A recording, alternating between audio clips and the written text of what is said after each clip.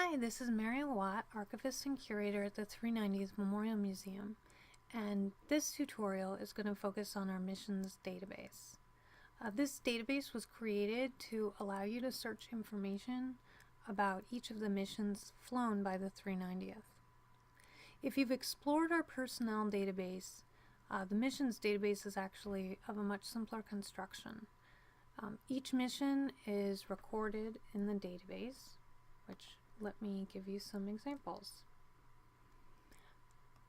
If I wanted to find out information about all the missions flown to Berlin, I can do a simple search, make sure I've selected the missions database,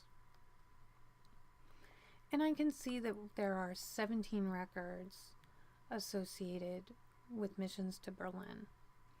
Each one has been given a mission ID.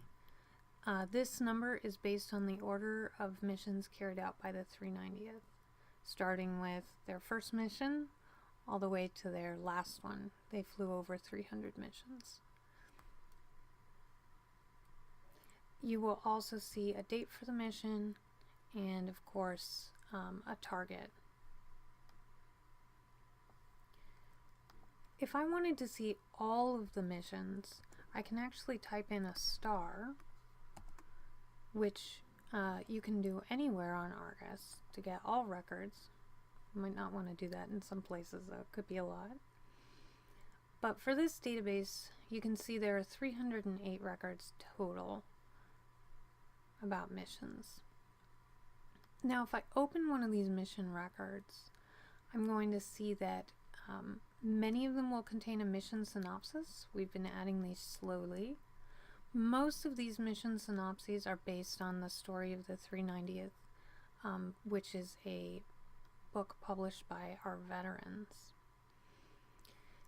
If you continue to scroll down, you will see records of personnel who were involved in the mission. Here we've got 206 different individuals, the serial number of the aircraft they were in, the position they flew, their crew number.